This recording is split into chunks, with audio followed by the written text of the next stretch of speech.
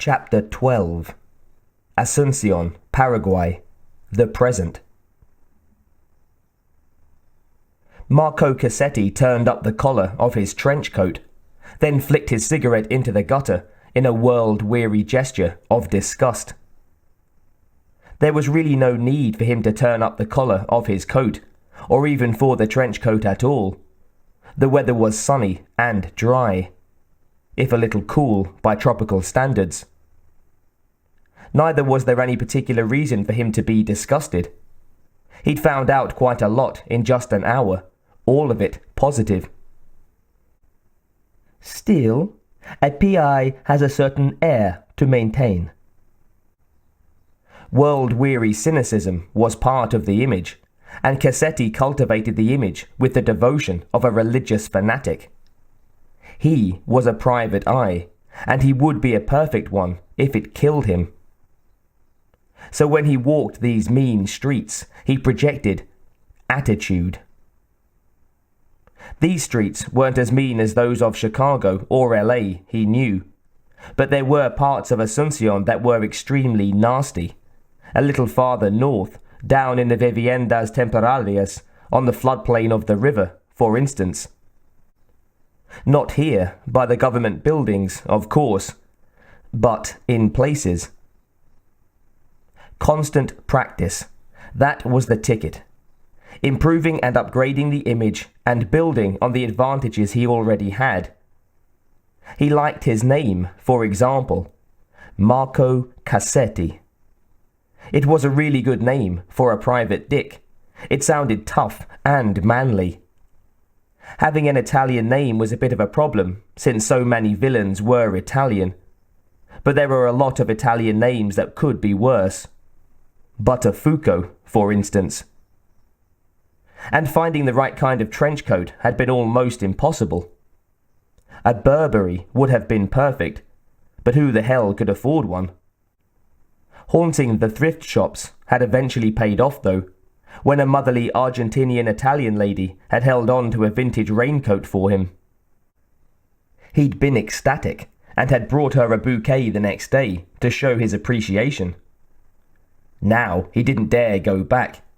It seemed she had a single niece. So now he looked just right. He had a Panama hat with the brim trained down over his eyes, his wonderful rumpled trench coat, and a very thin shoe leather, which was uncomfortable, but authentic. And he smoked, despite what his mother thought.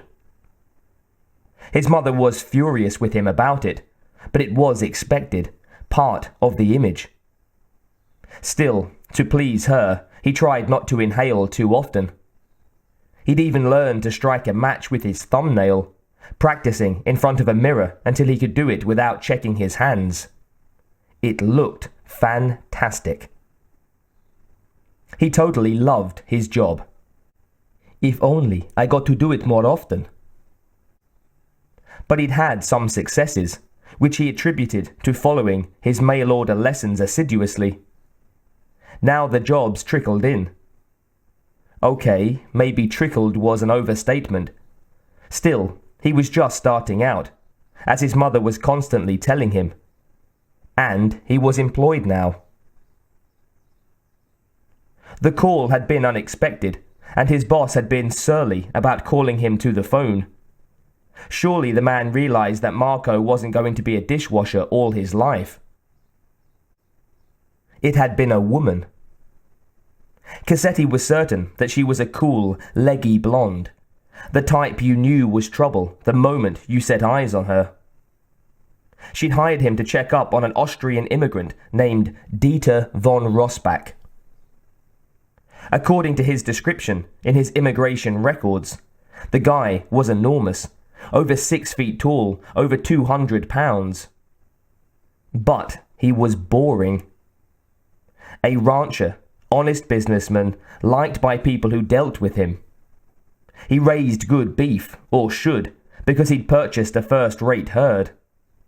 And he got along with people who worked for him. Boring.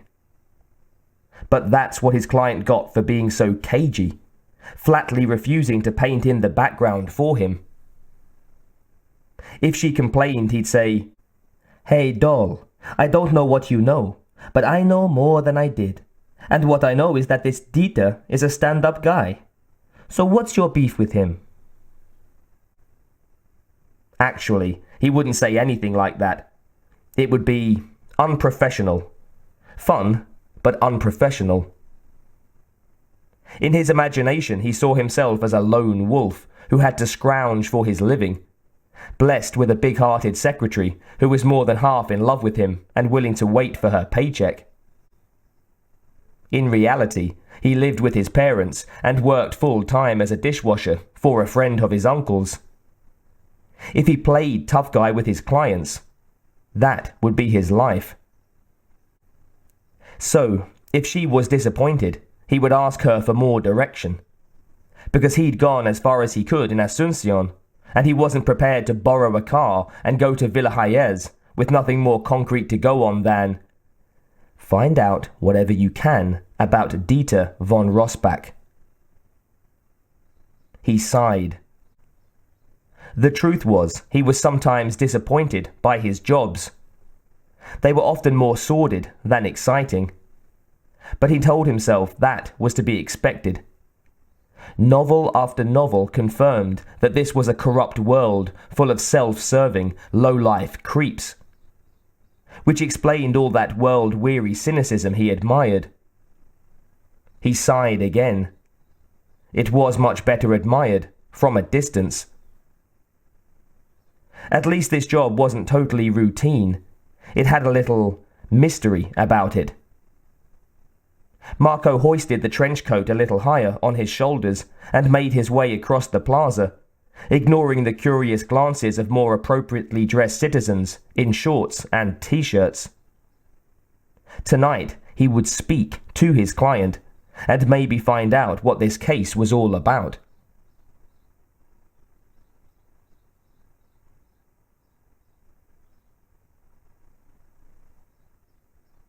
Von Rossbach Estancia, Paraguay, the present. "Come in," Dieter said to the knock on his office door. Marietta entered, wearing the expression of a woman who smelled something very, very bad. "You have 2 visitors, senor," she said in clipped tones. "I know one of them," she continued. "He's no good." Marietta stood with her 2 hands clasped over her apron and looked deliberately over his head. Dieter tapped his pen on the desk and studied her affronted countenance. "Did they say what they wanted?" She gave a little shrug. "To speak to you, they said." She sniffed. "Shall I tell them you are busy, senor?" "Did they say anything else?" he asked. Marietta hesitated. Then she sniffed and said, "They said something about a Senor Ferrari. I really did not pay that much attention." "Perhaps I had better see them," von Rossbach said. "I do know a man named Ferrari. If he sent them, I wouldn't want to offend him." Ferrari was one of Jeff Goldberg's aliases. "I wonder what this is all about," he thought. "Very well, senor," she said, sounding like a nun about to usher in a whole herd of loose women. When the men entered, Dieter immediately knew that one of them was from the sector. The blonde man dressed anonymously in good quality dark clothing.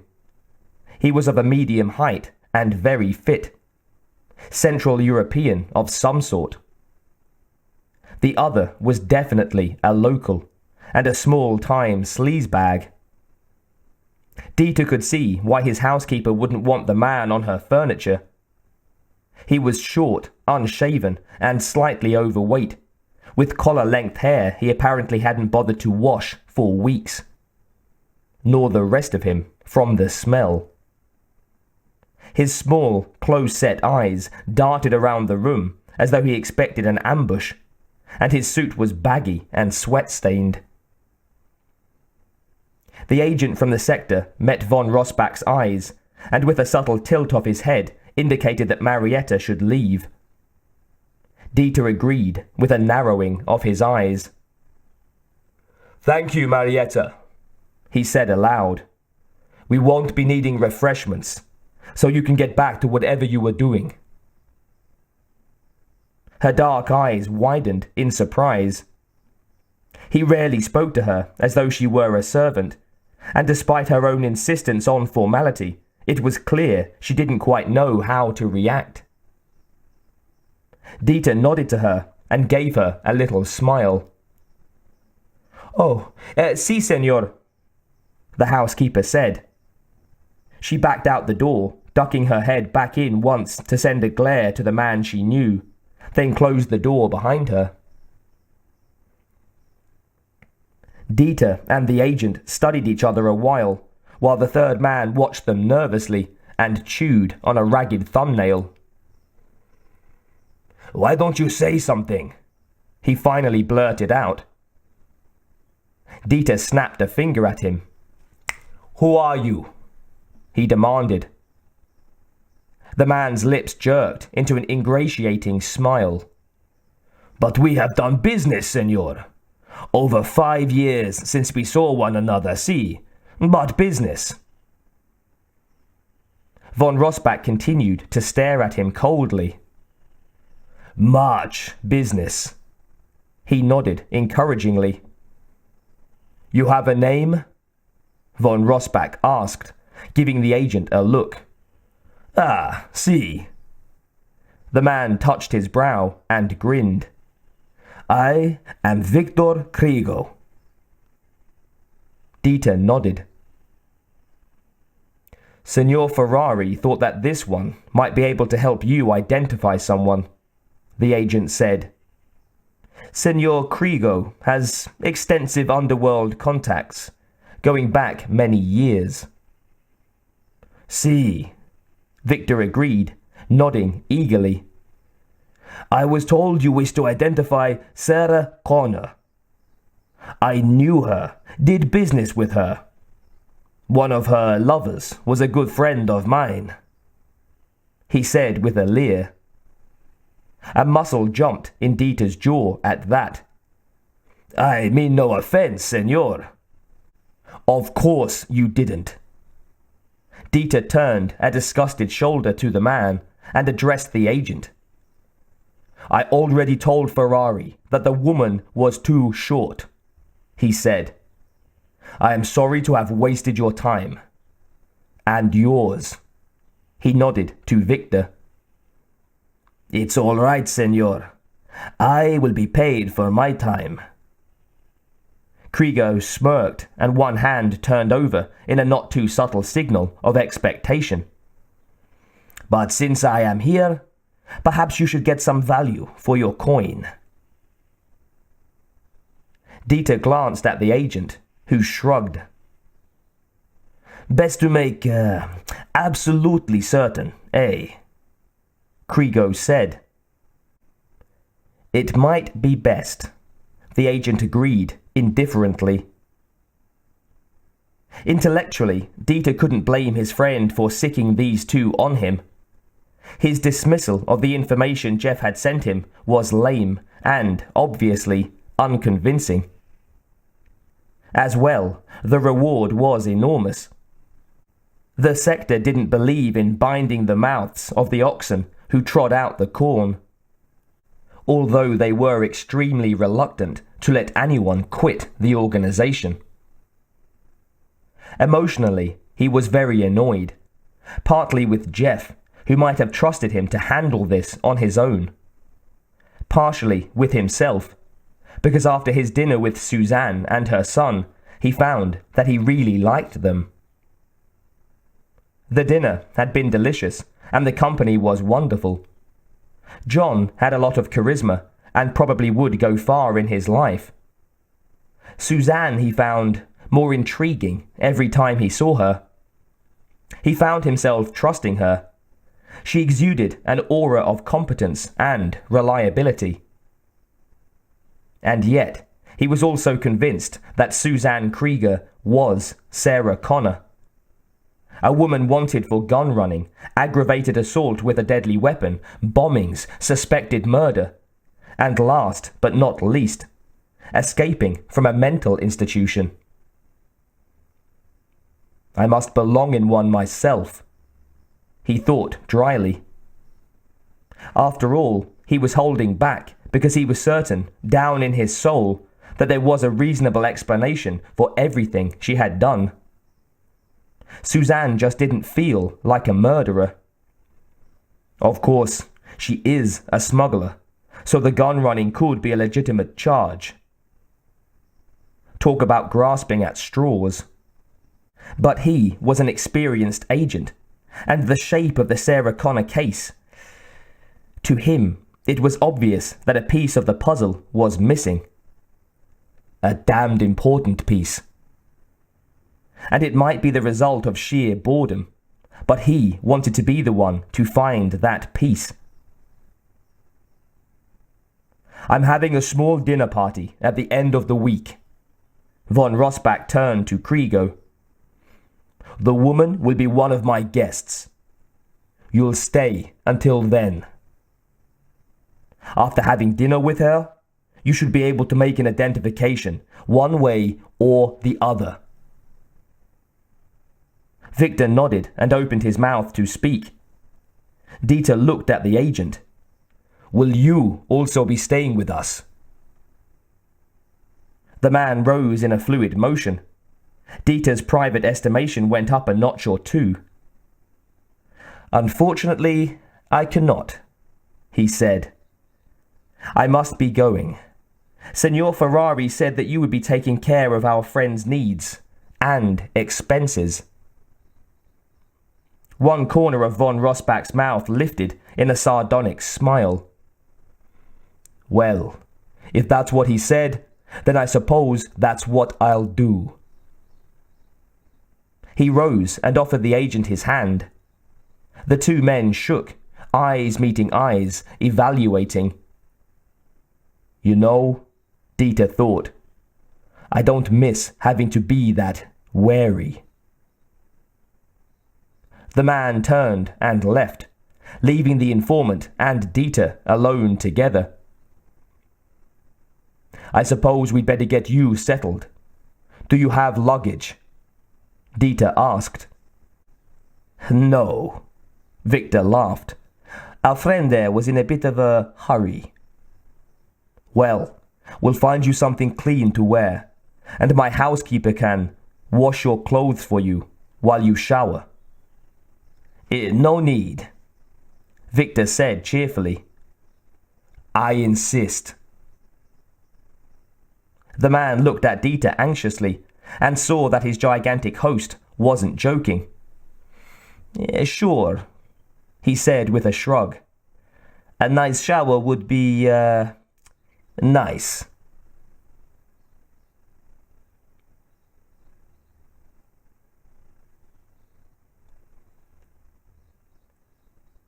Dieter closed the door of the guest room and trotted downstairs, his face grim. Marietta wasn't going to like this. At least he won't be putting his greasy head on her nicely ironed pillowcases, he thought. Living with Krieger for 3 days was going to be like living with a very large bipedal rat. But at least they wouldn't have to share the same bathroom. Marietta is going to kill me, Dieter whispered.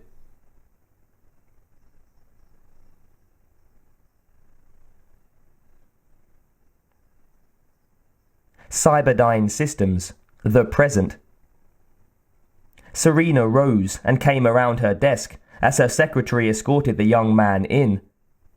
She observed with interest how very much Jordan resembled his brother, Miles. The same large, fine eyes, broad, straight nose, high cheekbones, smooth, dark skin. It fascinated her. The way that faces emerged from the genetic soup to perfectly combine the features of the parents in the offspring. She offered her hand to Jordan, and he took it. Why don't we sit here? Serena suggested, indicating her sofa and coffee table arrangement. Would you like something? She asked. Coffee, tea, a soft drink? No thanks, I'm fine, he said, settling himself. I read the resume you sent me, Serena said, sitting beside him, her body turned slightly towards him. Very impressive. Does the Bureau know that you're doing this? Jordan's mouth opened slightly in surprise. That wasn't the first question he'd expected to be asked. No, he said carefully. I chose not to discuss it with them. Ms. Burns wasn't at all what he'd expected. She was incredibly young for this post, for one thing. For another, even for California, she was an absolute babe. Serena said, her eyes slightly narrowed. We've had several applications, as you can imagine, and you're one of the youngest candidates. She gave him a bright smile. And, as you can imagine, I'm favourably inclined towards a younger candidate. She shifted her shoulders against the couch and crossed her legs. I'd be happy to answer any questions you have for me. Jordan was somewhat taken aback. He'd expected to be answering questions, perhaps defending his decision not to inform his superiors at the Bureau of his job search. To immediately move to his questions felt a little like hitting the ground hard after expecting the famous step that wasn't there. I want this job, he said aloud. Am I going to get it? She smiled. Yes, you are. Serena rose and moved to her desk to gather up some brochures. These will tell you about the company and the rules. I've also prepared this for you. She held up a black folder. It describes what I expect from you and what I consider to be your job. She sat down beside him again, placing the whole bundle on the coffee table. You'll have to take care of things at home, and you'll have to give 2 weeks' notice, I suppose. How long before you can begin? 2 weeks ought to do it, he said. It might not even take that long. Would you like us to find you a temporary apartment out here? Serena asked. That would be great, he said. Furnished or un? Furnished for now, he said. I can put my stuff in storage until I find permanent digs. Great. Anything else? He laughed and shook his head. I guess I should ask how much I'll be making, about benefits, that sort of thing. Jordan brushed his hand over the top of his head. This is too easy, he thought.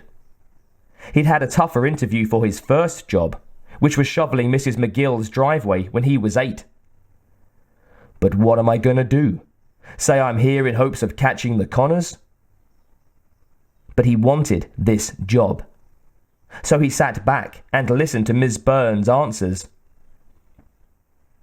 Your initial salary will be $75,000, with the usual comprehensive medical and dental plans. You get 2 weeks vacation a year to start and paid holidays. Theoretically, anyway. She grinned at him. There's a lot of work to be done here, and you'll be getting in on the ground floor. Or, to put it another way, you and I will have the challenge of doing everything, because this company hasn't got any significant security in place. I tend to work 70 hours a week myself. I could work more if I wanted to. She tipped her head. Will that be a problem for you? She asked. I mean, she spread her hands. Is there family or a girlfriend? No, Jordan said. Not anymore, anyway. In fact, it would be good to get so involved with something that he had no time to think about his family. Not a problem. Good. She slapped the arm of the couch. So, you'll be joining us 8 a.m. Monday morning, 2 weeks from Monday? Yes, he said. She rose and offered him her hand. I'm glad to have you on board. Glad to be on board. Jordan clasped her hand firmly. You have a good handshake, she said. I like that. He smiled, gave a little shrug, pleased at her praise, and feeling damn silly about it. But he had the job. That was the important thing. I just hope the Connors don't show up before I'm ready for them. Thank you very much, he said. I'm looking forward to working with you. And I with you, Serena said, opening her office door. I think the FBI is definitely losing out here. Jordan shrugged. I just had to give the private sector a try, he explained. Serena leaned in confidently. You won't be sorry, she said quietly. And neither will I.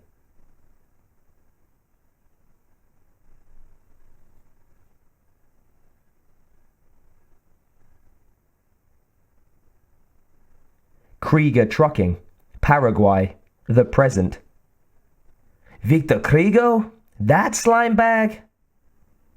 Ernesto's honest face was screwed up with distaste. Who says it? He asked. Shush, Melinda said, looking over her shoulder. I don't want the Senora to hear us talking about it. Why not? Melinda gave him an exasperated look. Because it's gossip about the Senor, she growled. Ah, so who? Ernesto whispered. My mama had it from Marietta Garcia herself, who is fit to be tied about it. The Senor just won't listen to her. She says he has forbidden her to speak of it. Melinda pulled her face and looked up at him from under her eyebrows. Aye, he said quietly. He shook his head sadly. Has Epifanio tried? Marietta says he won't even try. He says the Senor knows what he is doing. Who are we to question him? He says. She pulled the corners of her mouth down. But how can he even stand to have his wife waiting on that pig? Ernesto asked. Melinda shrugged and rested her chin on her fist, her face glum. Both of them bowed their heads and sighed. Hey, who died? Sarah asked. They jumped guiltily. I was just going back to work, Ernesto said, matching action to words. He gave a little hop as he made it to the door, as though he would start running as soon as he was out of sight. I was just about to start that filing, Senora, Melinda said. She gave an uncertain look to the towering pile of receipts and laughed a little. Sarah thought. So what were you two talking about? She asked. Oh, nothing, Senora, Melinda said over her shoulder. Just some silly gossip. You wouldn't be interested. Sarah sat at Melinda's desk, clasping her hands in her lap like a schoolgirl. Oh, but I love gossip, she said, a gleam in her eyes. Oh, Melinda said, and swallowed hard.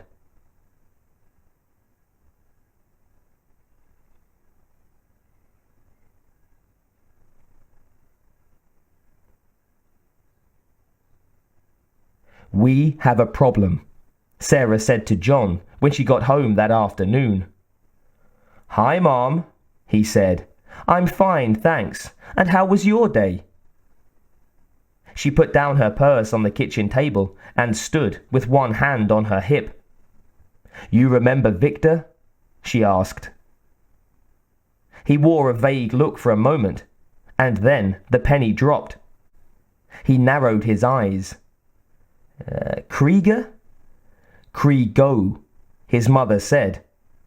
"But that's not bad, seeing as we hadn't seen him since you were 13. He's staying with Dieter." "What?" John felt his knees grow weak and pulled out a chair, sitting down hard. He stared at his mother, who looked back at him, her face grim. "How did that happen?" Sarah moved at last, pulling out a chair of her own. "How it happened isn't that important," she said. "That it happened is." She shook her head. "We don't know enough. We don't know anything about Dieter, really, and nobody will talk to us." "Somebody will," John said. She looked over at him quickly. He plucked at a grape out of the basket on the table. "Victor will," he said, a particularly nasty smile on his young face. "How are we going to separate him from Dieter?" his mother asked. She grabbed her hair and pulled it back from her face. "I'm supposed to have dinner with him Friday," she reminded him. 2 days from now. Not very long at all to get hold of Kriego and get him straightened out. "Every other Thursday, Epifanio and Dieter get in the Jeep and ride the range," John told her. "Or at least, since I've been watching them, they have. As soon as I see them leave, I'll sneak down and confront him." Sarah nodded approvingly. Her little boy was growing up. "You can offer him a carrot as well as a stick," she said. "We could give him that weapons cache in Parc Saint-Louis." It was in an area of rugged subtropical forest near the Brazilian border. The last time she checked it was 2 years ago, and the weapons were just on the edge of being useless. It was damned damp in that part of Paraguay. "Tell him you'll give him the location after the dinner party." Sarah leaned forward. "But make him believe you'll kill him if he blows our cover."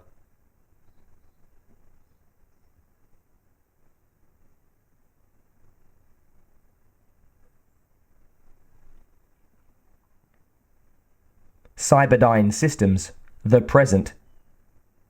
"I already knew all of this," Serena said to her contact in Paraguay. She wondered how humans manage not to go mad using cumbersome handsets or earphones, or worse yet, speakerphones with their poor reception. The hardware installed in her brain handled telephone calls easily. So easily that she had to keep reminding herself to actually pick up the phone, lest someone catch her talking to thin air, and apparently receiving answers. "I thought that might be the case, señorita," Cassetti said. "It might save us both time if you gave me a little more direction. Just what exactly do you wish to know about Senor von Rossbach? Knowing that might give me some idea of where to look." Serena frowned.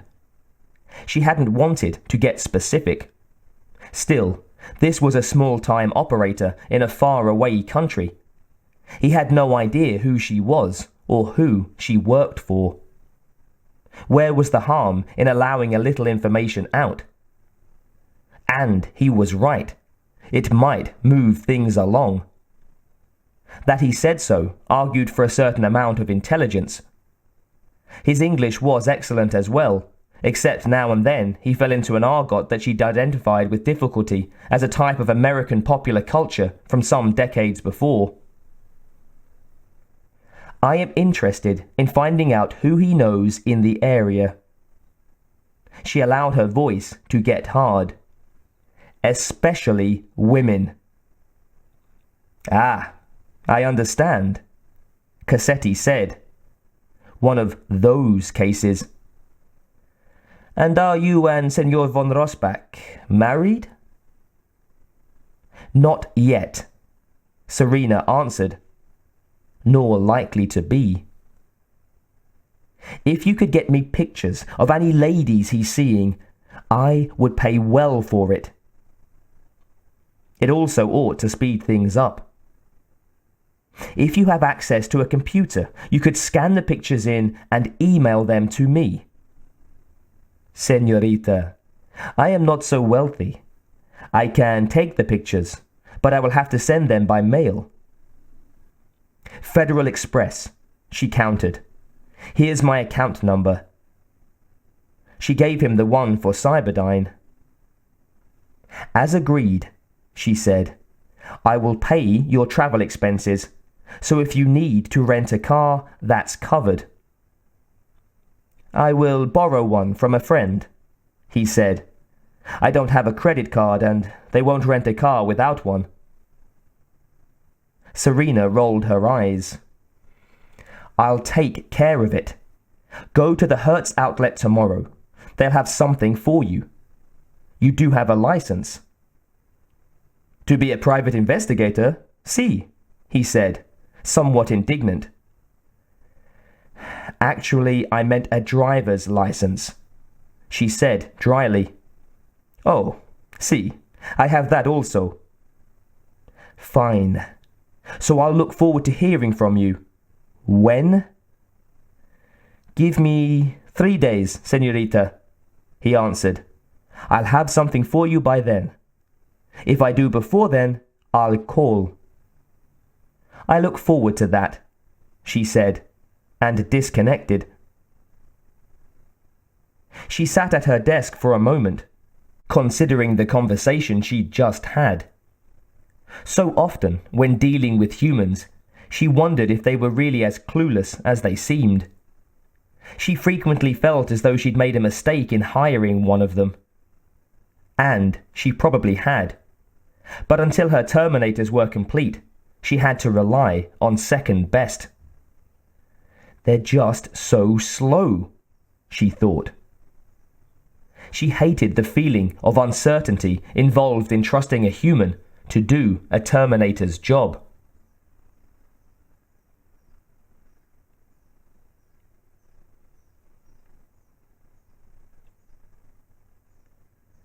Von Rossbach Estancia, Paraguay, the present. John crouched deep in the pungent underbrush, regretting the rip in his shirt and the deep scratch on his arm, and hoping there weren't any snakes living in here.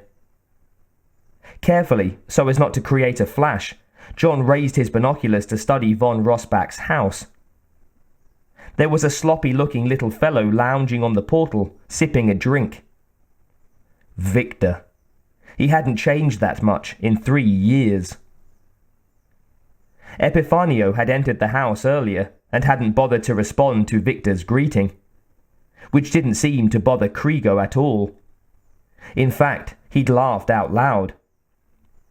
John wondered what the hell the smuggler had done to alienate everyone in Villa Hayez so completely. Dieter and Epifanio came out while he watched. Dieter ignored Victor as well, but the little man wasn't laughing about it. He looked damned serious. Epifanio and von Rossbach drove off as though he wasn't there. When they were just going out of sight, Victor spat. That'll show 'em, John thought. Now to find out where everybody else was, so that he and his old friend Victor could have a nice, long talk.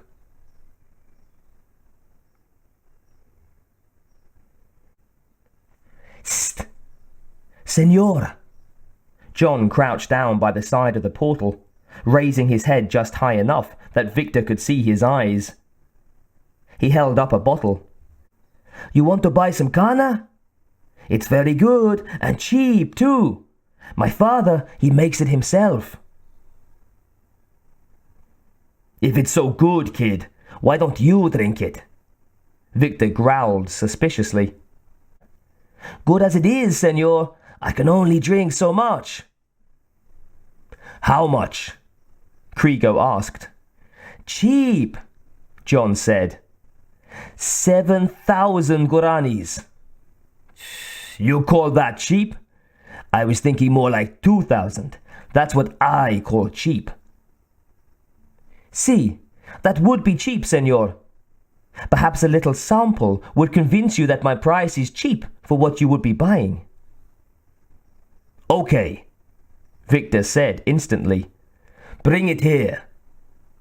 I don't dare, senor. The only watchdog that von Rossbach Quambe needs is Senora Garcia. Krigo laughed. She's one mean bitch, all right. John giggled and slapped his leg. Follow me, senor. I know a nice, shady spot, not far from the house, where we can drink in private. John got up and started off at a slow trot. Turning, he saw that Victor was staring at him with narrowed eyes. He held up the bottle and ran backward a few steps. Krigo licked his lips and rose, coming down the steps eagerly. Not so fast, he protested. I'm an old man. Soon you'll feel young again, John promised him. My father says a full glass of cana makes him feel like a boy. Victor chuckled. If you've got something that good, it's worth 20,000 guaranis. John laughed and kept going, walking now, but every now and then speeding up to a trot to keep ahead of Krigo. I'm sorry to hurry you, senor, he apologized, but I want to get out of sight of the house. The senora doesn't like me one bit, and I don't want to get in trouble with Senor von Rossbach, you know? I know, Krigo muttered. He ploughed along, getting redder in the face and sweatier as he went. This stuff had better be worth the trouble, or he might just take the bottle and clout the kid. John led him through a path in the tall brush until they came to a low tree with a little pole of greening grass beneath it. See, he said, a very pleasant place for our talk. He held out the bottle. Talk, Victor said, grabbing the bottle. I thought we were here to drink, not talk. He threw himself down beside the tree and pulled the cork out with his teeth, surprisingly white in his unshaven face. He took 3 long swallows of the liquor. Not bad, he rasped when he came up for air. 3,000, he said, and took another drink. Senor, what are you doing? You must pay before you drink any more. Victor chuckled. You must learn not to offer a whole bottle as a free sample to a man like me, he said. 3,000 or nothing, and I'm being generous. He slung back the bottle again. Suddenly, Krigo felt the cold, sharp point of a knife on his Adam's apple. He didn't dare move his head, so he plugged the bottle with his tongue and tried to look around it at the boy. What he saw made him choke, and the knife bit. A tiny drop of blood rolled down his throat. Ah, you recognize me. John smiled pleasantly. At least you've had a farewell drink. Victor lowered the bottle. Liquor splashed his chin and throat amid the stubble, making the small cut burn. What do you mean? He asked. You're not going to kill me, are you, John? We're old friends, you and I. Surely you wouldn't kill your old friend Victor. His mouth widened in a nervous smile. John looked thoughtful. We were friends, weren't we? He said. My mother did much business with you, didn't she? That was when she was with... He snapped his fingers of his other hand. What was his name? Peter Gallagher, Victor said eagerly. That British fellow. Yeah, John said, smiling. That's right. He twisted the knife a bit, his young face growing crazy serious. What a good memory you have, Victor. You know, a memory like that can get a man in trouble. John shifted so that he was directly in front of Grego, and closer. You do know that, don't you? No. Victor raised one finger and smiled desperately. It's not what you know, it's who you tell. Very true, John said. He looked into Victor's eyes as though searching his soul, something that made him feel slightly greasy all over. So, old friend, what are you doing here, eh? Are you also a good friend of von Rossbach's? Somehow you don't seem his type. Grego laughed, but the knife didn't back off. The tiny cut deepened. It's not that we're friends, he said, fearful that saying he was might anger the boy. We do business together, he explained. Just business. Ah, business, John said. I see. And just what business exactly does he have with you? He watched Grego's pupils grow large in terror. I think I know, you understand? So if you lie to me, I'll slit your nose. John pushed the tip of the knife into one nostril. Victor's eyes crossed and he whined, his eyes filling with tears. Thank God he had a chance to get a nice fortifying drink before we got started, John thought. Why don't we back up a bit? He said soothingly. Tell me what you know about Dieter von Rossbach. Start with how long you've known him, and go on from there. I've known him for maybe 10 years. He's used me, primarily to get illegal weapons. Victor simpered. Nothing too exotic, but not on the open market, you know? John nodded and made a come-on gesture with his other hand. Sometimes he'll purchase arms for a third party and have me do the shipping. That sort of thing. And sometimes he purchased information. The knife pressed down slightly, and Grego squeaked. Information, John said, stretching the word out. That's right. You deal in information, don't you? He gave his captive the same smile a cobra might give a rat. Any chance that's why you're here now? Victor started to shake his head, and the knife pressed down. Please, he begged, and started to sob. Maybe we should handle this like a business deal of our own, John said reasonably, withdrawing the knife. If you answer my questions to my satisfaction, I'll not only let you keep all your important body parts, I'll throw in an arms cache my mom hid up by the Brazilian border. Assault rifles, saws, some anti-tank stuff. How's that sound, Good, good, Victor said, shaking and sweating. Good. Here, take a swig, John said, handing him the bottle. Settle yourself down, there. He leaned in close and patted the man's shoulder. We are friends, right? Right, buddy? See, friends, the best of friends.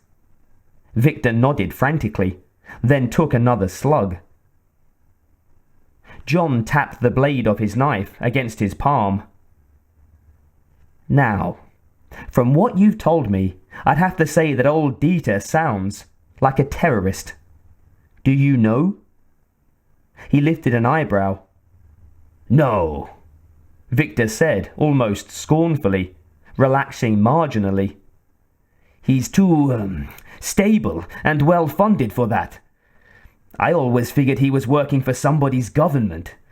Maybe even ours, eh? He slapped John on the arm and winked. Who can say? Uh-huh. Certainly not me. John held the knife up and examined its edge, running his thumb lightly down the blade, then grinning as he sucked the blood from the small cut. So, what business are you doing with him now? Guns or information? Krigo swallowed, watching John's eyes. That's right, you little piglet. Connor thought. Think before you speak. Think very carefully. Because, as much as I wish I didn't, I meant every word I said. He wants me to identify someone who he thinks might be your mother, Victor confessed. John lowered the knife. I appreciate your being honest with me, Victor. He sat beside the gunrunner. Let me make your decision easy for you.